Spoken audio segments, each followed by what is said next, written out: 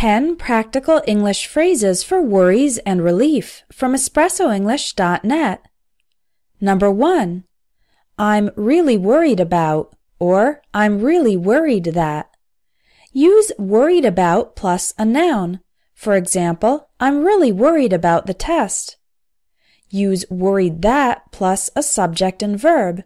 For example, I'm really worried that I won't pass the test. Number 2. I'm afraid that, or I'm scared to death that. I'm scared to death is a more extreme way to express your fear. For example, I'm afraid that I'll make a mistake during my presentation. I'm scared to death that I'll forget everything during my presentation and just stand there looking stupid. Number 3. I can't help thinking and I can't stop thinking. Use can't help thinking when there's a thought that you know you shouldn't have, usually because it's illogical or untrue, but it keeps coming back into your mind. For example, I can't help thinking that if I turn down this job offer, I'll never have another opportunity this good. Use can't stop thinking when something is occupying your mind constantly.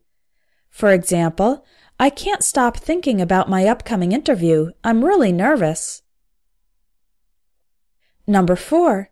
It's been keeping me awake, or it's been keeping me up at night. Use this phrase when your worries are preventing you from sleeping. For example, I've been worried sick about my kids' problems in school. It's been keeping me up at night. This expression, worried sick, also means extremely worried. Number 5. What if?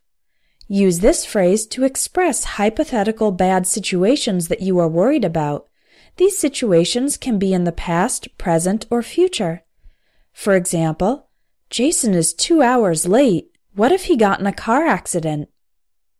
I'm not sure I can do such an intensive academic program. What if I fall behind in my studies?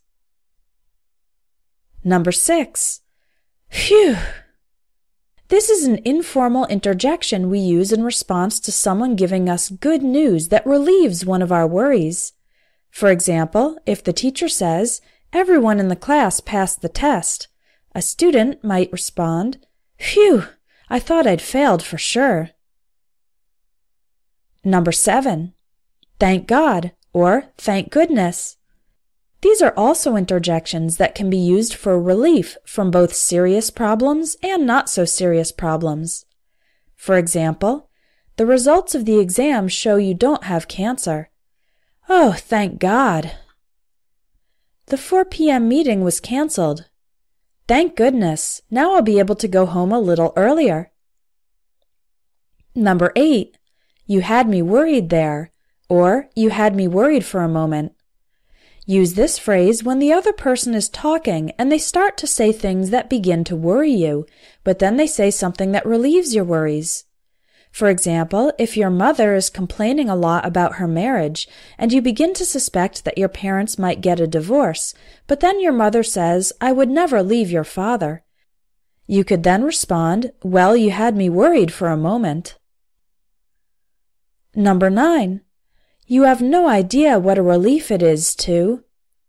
Use this phrase to emphasize that the relief is very strong, or when the relief is greater than it appears. For example, you have no idea what a relief it is to know that my son has a stable job. He had a lot of problems as a teenager, and I was afraid he'd end up in jail or on the streets. Number 10.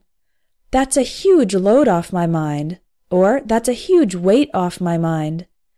Use these phrases to express relief from a worry that had been constantly tormenting you. For example, good news, the boss said we don't have to write a 200-page report. A 5-page summary will be fine. Phew, that's a load off my mind. I'd been fretting about how on earth we were going to get that done. Fretting about is another way to say worrying about. You'll learn hundreds of useful phrases for daily life in the Everyday English Speaking course available at espressoenglish.net. The lessons cover everyday English, social English, and functional English. Visit espressoenglish.net, click on Courses, and look for Everyday English Speaking. It's the most popular course at espressoenglish.net.